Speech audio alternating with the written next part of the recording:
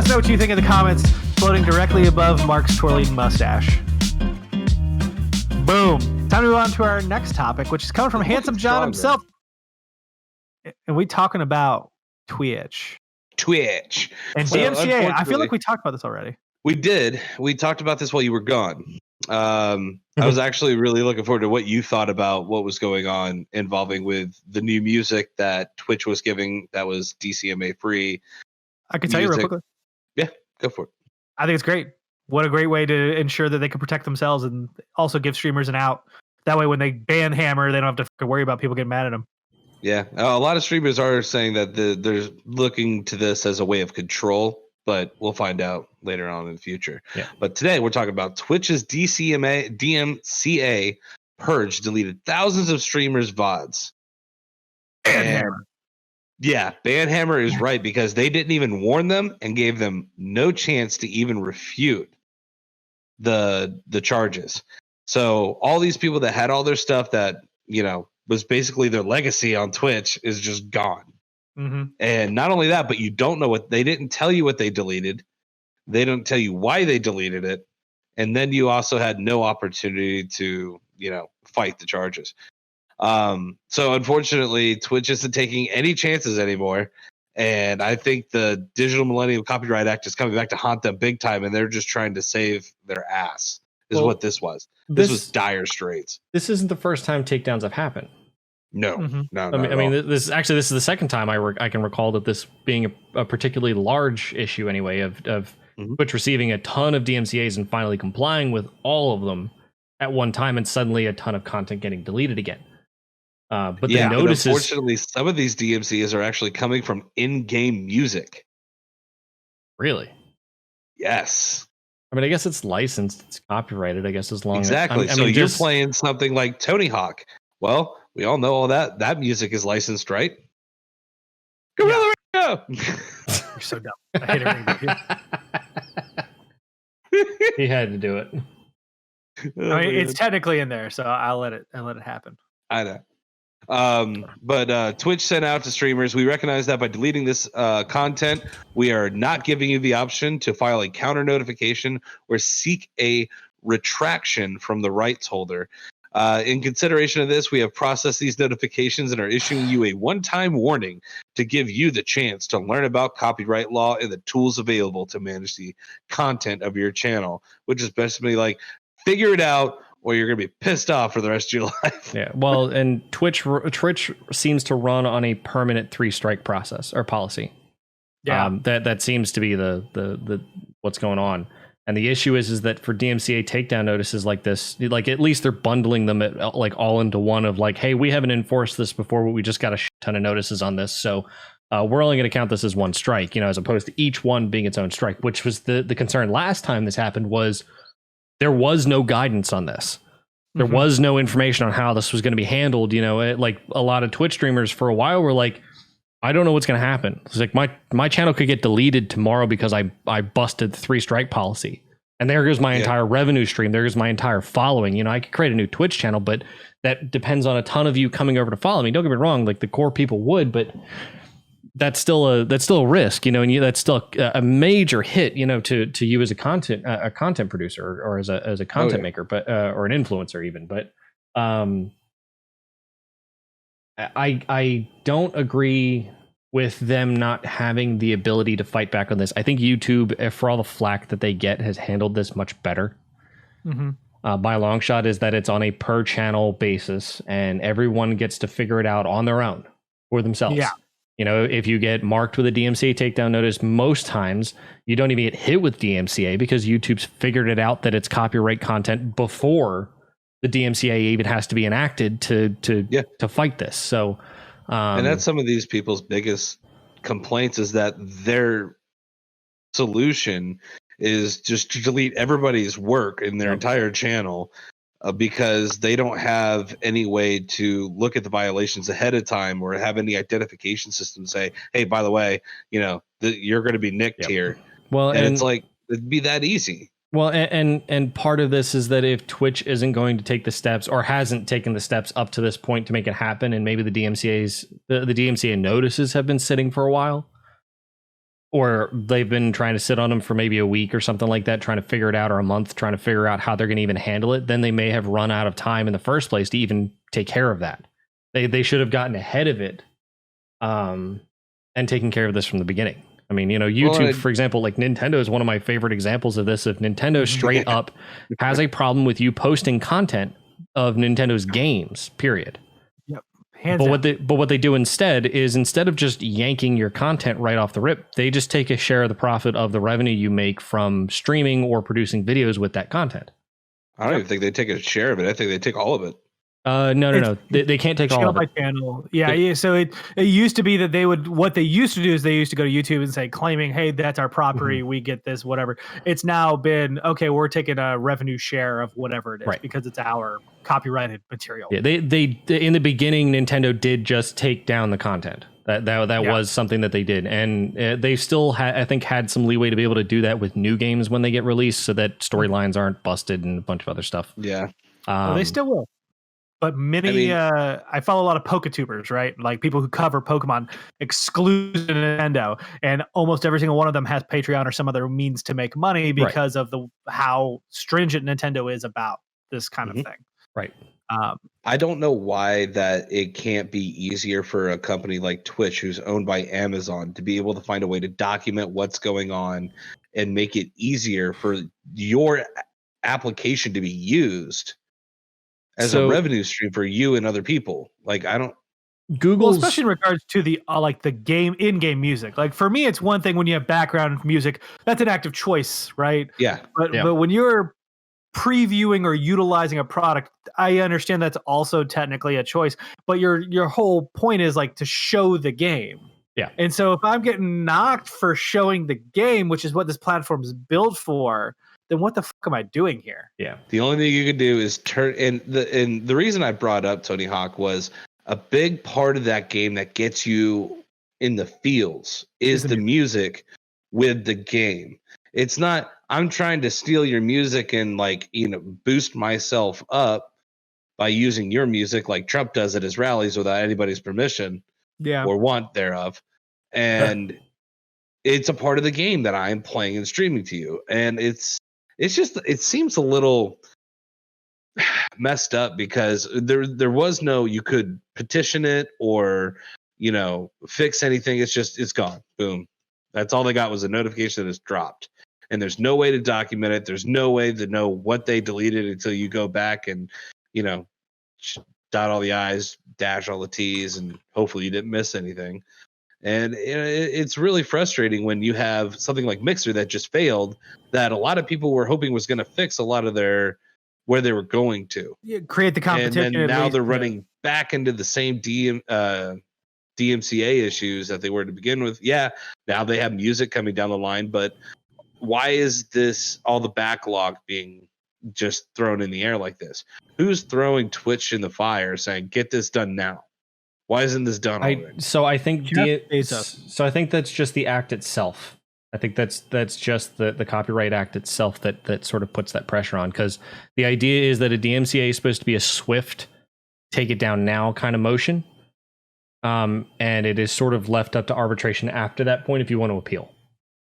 The problem is that Twitch probably doesn't have the infrastructure yet to set up a pass-through for that, to know what the individual notices actually look like for that, and how to hand those to the actual streamers themselves. Instead, it's just sort of a mass takedown. Plus, the other thing too is, if Twitch hasn't enforced up to this point, I really don't think that they have the infrastructure or have the manpower and the wherewithal to be able to distribute it to that many people at one time to say, hey, by the way, this specific order number of a DMCA takedown notice has been issued against your channel for this, that, and the other content. If you want to dispute this, then you need to do it yourself through this government organization. Well, unfortunately, this is just another, nail in the coffin of streamers trying to do something and Twitch being awful at communicating what their intentions are and what they want from their streamers and what they expect. And they're just like, learn what these rules are. They're telling them to learn what the rules are and do it right. And it's like, are you even giving them the tools? Well, it appears, however, once again, they have effectively failed to communicate to their following or their people that are using their stuff, because they are coming out with a system automated anonymous deletion that will not be the norm. Instead, DMCA takedowns will be specific and live rather than vague and a part of a backlog that spans to an infinite time period. According to this Kotaku article. See, this still just furthers my argument that I made before whenever we talked, because I mean, we talked about Mixer, I mean, a long way back, anyway, about its inception and what it was doing to sort of grow itself as a platform. And Mixer was sort of the golden child there, the prodigy that was supposed to have happened because of the integrations that Microsoft was going to put in place. The problem is that the Twitch new Series X coming out, it made sense. Twitch is solely perpetual just because of its following. People know what twitch.tv is. You know what Twitch is off the rip. Most people don't even remember what Justin.tv was beforehand whenever it merged with Twitch. You just know that what Twitch is, and you know it has a bad reputation, but you keep coming back to it because that's what it is, and content creators keep coming back to it because it's got the following, it's got the people on it, it's got the type of discovery that you can really get as a big streamer. Mixer was supposed to have been the sort of solution for that, but because they had better software integrations, they had better policies in place, Microsoft would have done probably a much better job of this, because I guarantee it's not the first time that Microsoft's had to deal with any kind of governmental fights as far as this goes. And don't get me wrong, Amazon should have known something about this from the beginning and done something about it, but to be honest, they probably took the Bezos policy of it's not a problem right now, I'm not going to pay for it. Well, I mean, at the same time, like, it's not just like the law coming into effect. It's actually the holders of the music, of the people who hold the music rights. There are thousands of notifications from these rights holders, which is why they did all this to begin with. They were just getting slammed and like, you know what? Just take it and go. Oh, 100%. I mean, that's what I'm saying. Once it reached a certain critical mass, Amazon probably looked at it and said, there is no way that it is worth our time, our money, and our energy to send out emails to each and every one of these individual streamers to let them do their own thing on this. And because we're behind the curve on it, realistically, it's just a matter of, sure, let's throw an algorithm in real quick to see if it matches any of these particular songs that they know that they're claiming that, show up in these videos. And if the algorithm shows us above a certain percentage chance or above a certain percentage match of this hit, we're just going to auto delete it. And that's just Here's my thing, though. Knowing that they're creating these tools to mitigate these issues for further use or make it easier to find where the violations are occurring and you could fix that part of your video, why in the hell wouldn't they just say these are not playable? Just literally put a mark on it that says don't play this. I don't think they care. Play this. I think the people who work for Twitch care. I think when you talk about the people who run Twitch, which is Amazon, I don't think they care. Why would they? I know they don't give a shit about the human soul. They drink the tears from orphans. I mean, we like the two of you literally just detailed. There's no alternative, right? No one can go anywhere else. Mixer was that hope to at least create a competition. YouTube gaming is fine. Facebook gaming is nothing. It's just there's nobody who is willing to compete in this stratosphere. So guess what? Mixer was nothing too. They only held about 3 to 4%. Correct, but their feature implementation was looking to be so much better. They had such a promise about them in the way that they were and what they were looking to implement and what they had implemented in just their short lifespan before Facebook came in. Also, like when we talk about Mixer in general, it's owned by Microsoft. Microsoft has a horse in the game of gaming, right? Yep. Like you would think they would want to get that off the ground. The fact they closed it down still boggles my mind because the integration with everything they could have done with it. Well, the only thing I can think of is that they must have been literally bleeding millions of dollars a day on this. I can't. I don't know. Well, so I mean, I don't know if it was necessarily that they were bleeding money on it necessarily. I mean, they may have. To be fair, they may have. But by the same token, they had also made a massive investment into what was happening, and Facebook just came across with a better offer and said, "Hey, by the way, let us merge your content and your creators and whatnot with Facebook gaming over here. and we'll take care of all that for you. And Ninja and all those guys who signed exclusive contracts with Mixer said, nope, I'm out. Yeah.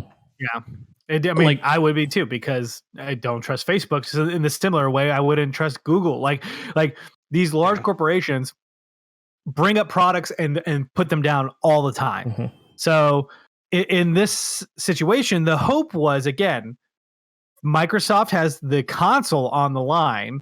They're going to want to push their own integrations, try and make that a thing so that you would go forward with it. And the fact that they gave up, I think a lot of people probably felt betrayed by that. Well, they felt more betrayed in the way that they did it too, considering it was just sort of a one-day thing of like, hey, by the way, we're closing in 2 weeks. Correct. Yeah. What? The big thing for Twitch is, I mean, I want to pull off the music chosen aside, and I really want to focus on the in-game stuff, because that's the big f you to me, at least. Again, like, you get to choose what music goes on behind you while you talk, while you're doing stuff, whatever clips you show, like, you get the time to kind of screen that. But when your goal is to be a streamer, right? Like, we got Propercast on here, Tumbleweed, we've B-Scotch and Dots. We've got plenty of people who literally try to build themselves up because their goal is to make a living off of this. They love it enough, the community that they've created, the people they spend time with, they want this to become their career. And when you don't even provide protections for them in the products they're trying to showcase, it becomes a big fucking problem. Like, Sega's really bad about this right now, specifically with the Atlas products. Persona 5 had so many streaming limitations. Mm-hmm. They just announced Shin Megami Tensei 3, which is a remake of a PS2 game, has so many streaming limitations because they're trying to protect their product, which is their prerogative. I totally understand that. But also, on the flip side, these corporations that create these platforms that provide no protections for anybody who's using these things, not even, again, a warning system, something to say, hey, we want to let you know that you're going to lose X number of dollars, because you have the math already. You've got the systems in place to calculate what that revenue is. Because I guarantee you share the math across the board, people will change. It's not hard. They're just being willfully negligent. So that way, at the end of the day, they can say, oh, well, it's not our problem. Well, not only that, but like, the rules seem to be, I mean, the rules are there. People need to learn the rules for, dealing with other people's content. But I still feel like it's just like any other law. Things are confusing. They're convoluted. There's a bunch of if, ands, and then, but possibly if you could do this, then that. And I feel like if Twitch would be responsible enough to say, hey guys, let's make a video of what is and is not accepted. This will cover at least 85% of what you'll run into. And we'll cover over some of the more finite stuff later on. Like, it wouldn't even take that much. Mark and I have worked in technology that's required HIPAA regulation for years. And granted, our companies, our corporations have had incentive to make sure we don't break that because they get fined. Yeah. But you're absolutely right. It's not hard to set something up and go, hey, by the way, here's the standard. Yeah, I mean, I'm excited for the DMCA music that they're coming with, but screwing everybody right before it comes doesn't seem like a really good step forward. Yeah, I think there's sort of a twofold for this. So going back to what you were talking about, Brent, of like the in-game music, the in-game sounds, for example, that's kind of a double-edged sword, though. Of one, those game companies are kind of dicks for doing that in the first place. Of like, that's just in-game sound. That's part of your game. The other side of that, and I talked about this too with the NBA 2K19 thing, with a live stream we tried doing with NBA 2K19, where if you stream through the PlayStation to Twitch, every sound in the game is removed except for the whistles and the game horn. You can't hear the ball bounce because apparently that's apparently a trademark sound of Spalding or Winston or whoever provides the ball. You can't get the crowd sound because that's sourced from somewhere else. And the idea is there's a ton of copyright issues. So the problem is that 2K has to, or Take-Two has to fight this because that they have to, like that's their contractual agreement with whomever else is produced. Or the original companies have to go out and make the DMCA takedown notices themselves. But realistically, that's licensed to 2K or to Take-Two. So if they decide that they're going to publish it in the game and somebody plays that game and plays it in a way where they make money off of technically licensed sounds, it's up to Take-Two to make that happen. So I kind of understand the other side of that, but by the same token, depending on what game you're playing, a lot of those sounds are made by the development company itself and owned by the publishing company too. So like they're kind of dicks if that's the case. Because Spalding made the ball that sound was made from.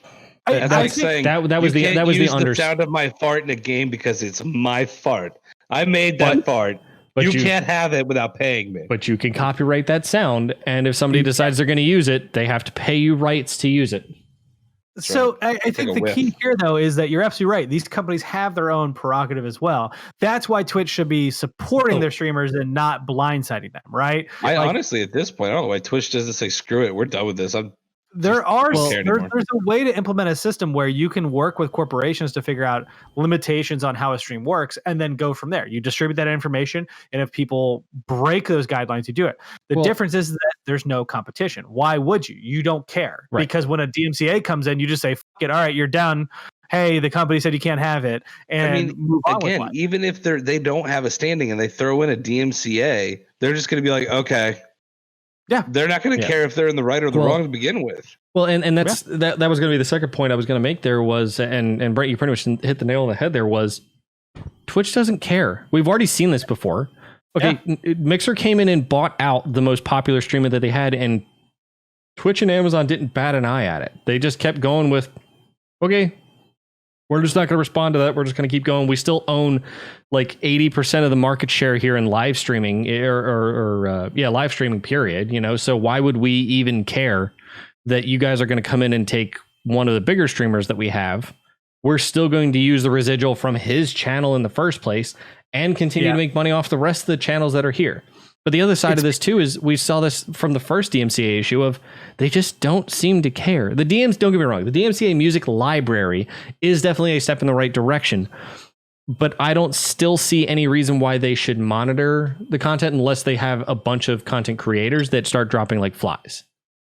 Yeah. And they started to see something like this from the last DMCA takedown notice where there was a blackout on the channel or on the site where a bunch of streamers got together and said, nobody's going to stream on this day. We're all scheduled to, and none of us are going to stream on this day. And that's what they had to do. And the problem is that the only way that they can do it, and we've talked about this before, is you got to speak with their wallet to some extent, or speak with your wallet even, to say, no, I'm not putting up with this. I'm going to go somewhere else. Me and everyone else are going to go somewhere else to do this if you're going to be a bunch of dicks about this. YouTube's got a great policy and an automation in place to make sure that this doesn't happen, and it has a massive library of music already available that isn't going to get me copyrighted. So, the problem is like to have a mass migration like that would have to be extremely coordinated. Right. And that's the issue, is that it's just not going to happen because Twitch already owns most of the market share. But like YouTube Gaming, for example, and YouTube already have the protections in place, for example, where Nintendo being the example again, is if you go to YouTube and play a Nintendo game and they have a bunch of copyrighted sounds on there, they just take a share of the profit right off the rip, and that's just an automatic thing. You still make money off of it. You don't get you don't have a DMCA takedown notice necessarily against you. YouTube will, or Google or Alphabet in general, will work with the other company to try to work out another deal so that DMCAs aren't a thing and content doesn't just get taken down. Instead, there's a mitigation that happens in place here, which Twitch I don't think has any kind of prerogative to do. I mean, personally. Yeah. I mean, I guess it feels bad because it's kind of cold and a lot of this stuff I think was preventable. That Spalding ball bouncing thing bothered. I just wanted to take a ball. I want to bounce it next to their face and be like, "What kind of ball is that?" To clarify, like the reason that none of the sounds were in there is because most of them are licensed. I don't know if that's necessarily a licensed thing from Spalding or if that's just some other company that they get their sounds from. But No, I said that. You said that? Yeah, I said it came from Spalding or whoever, like Winston Spalding, whoever provides the ball. Man, you can't be giving me half-ass information. Okay, I have to know if it actually did or not. No, but the reason they're literally putting ads in the middle of their fucking game that cost $60. They're fuckers right now. Like, come on, how greedy you get? Are you kidding? Yeah, pretty bad. That's pretty bad. You copy and paste half the game anyways. Not that I'm doubting those devs. They're hardworking because creating a sports game in 9 months is fucking challenging. But the reason why you create a game like WWE 20, Well, I mean, I look at the show, right? The show is made in 9 months every year. The show is consistent every year. Every year they make changes. That game increases. The fucking fandom Sells increases. consoles. Like, yeah, the show is an incredible. Like, what they do in that studio, which name escapes me right now, from Sony, is fucking incredible. Oh god, it freaking left me too. The rest of you are good, not great. That's all I'm gonna say. And it's not your fault. It's usually your leadership. But it's not Santa Monica. It's where my brain keeps going. But yeah, I know, mine too. And it's not Santa Monica. SIE San Diego and San Diego. No, it's all Sony Interactive. Yep, Sony Interactive San Diego. But they do incredible work on those games. So no, I think the big thing here is that Twitch doesn't care. And I think it's truly, truly important for every streamer to not take this as a personal attack, but to fully, fundamentally understand this is a corporation. It's run by a parent company that very much doesn't care about its employees, let alone contract workers. You are essentially a contract worker because you sign an agreement with them in order to be on their platform. You need to understand they don't care. Okay. Right. So when you understand they don't care, their actions make sense. Is it fair? No. Do you deserve this? No. But they don't care. So you have to protect yourself in this regard. Right. Unfortunately, that's where it stands. You have to be the one who's knowledgeable. Make sure you study those games. Make sure you understand. You know, it may mean not being day one on a stream with a game because you need to understand all the streaming guidelines because not everyone's clear. As much flack as I gave Sega and Atlas for the Persona games, they're very, very clear about their standards very early before the game launches. Something maybe again, I'm not mad at Twitch for being cold. Don't get me wrong. Like, I mean, it's a little off-putting. Yeah, the thing is, when it comes to business, like cut and dry works best in most cases. Not when it comes to personal relations. And those other people give you all the heartwarming feelings. They'll take care of the black and white print. But what I'm really mad is honestly how the DMCA is being used in such a petty way.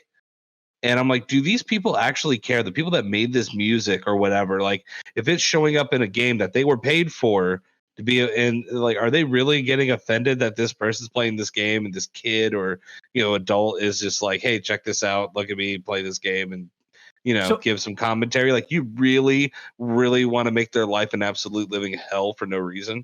From my understanding, most of the time it's done through agents, right? You as an artist, you have an agent. That agent has people who are basically designed to go out there and make sure that your art is not being utilized in any way that you were not paid for. Oh, we've heard horror stories about people just showing up into restaurants and going, you're going to get a bill.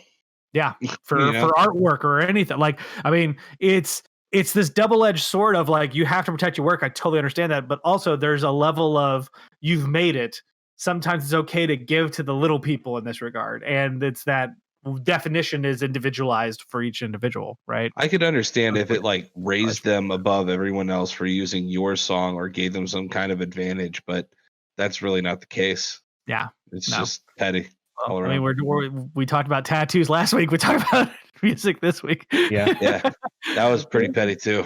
Yeah. If you haven't listened to that episode, you should, because that is worth diving into. Sure. So the only last recommendation I'll make, I guess, directed at streamers, is maybe take the YouTube approach on things. Like we were talking about, you have to fend for yourself if you're on Twitch. Maybe take the YouTube approach. Reach out to the game development company, the publisher, and say, hey, my name is such and such. I'm a big streamer. I have this kind of following. Anyway, 9 times out of 10, if you're a big enough streamer, they'll know who you are already.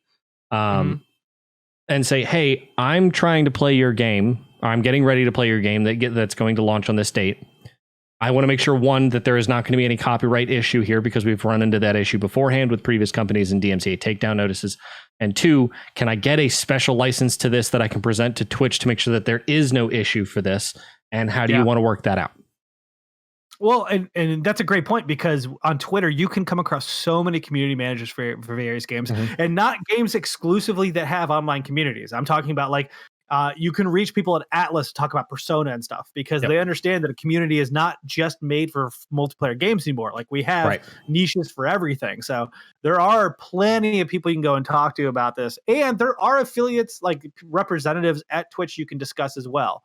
Like, the biggest problem is this is all machine operated in the sense of like you get online, you set yourself up, it's automated, but it doesn't mean that you can't talk to someone. There are help rooms, there are places. Highly recommend it because you don't want to feel like you're alone in the dark. You do want to be informed before you go ahead because you don't want to end up like everyone here who got unfairly thrown in this DMCA takedown. Regardless of how the coin lies on fair or unfair, their stuff is gone now. Like you can't go and grab those videos because Twitch has deleted them. So you don't want to end up in that point. I guess my thing is if the next DMCA again happens again, I mean you could probably protect yourself by having a licensure agreement ahead of time with Sony Interactive or with Take-Two or Microsoft, whatever publisher you have that would be trying to issue a DMCA takedown notice ahead of time to say, yes, I am allowed to use this content on my channel ahead of time, whether that be with a 5% cut or 20% cut, whatever it is that you give to that company for using their content. Agreed. Any final thoughts before we move on, aside from Mark's? No. This beer is wonderful. That's my final thought. It is delicious. I do have a thing. I have to get another beer. There we go. Please let us know what your thoughts are on the massive number 2 DMCA takedown of videos on Twitch in the comments, floating in the space where John used to be. He's gone now. You can tell he's not there. Do you mean number 2 is in the shitstorm of what it is?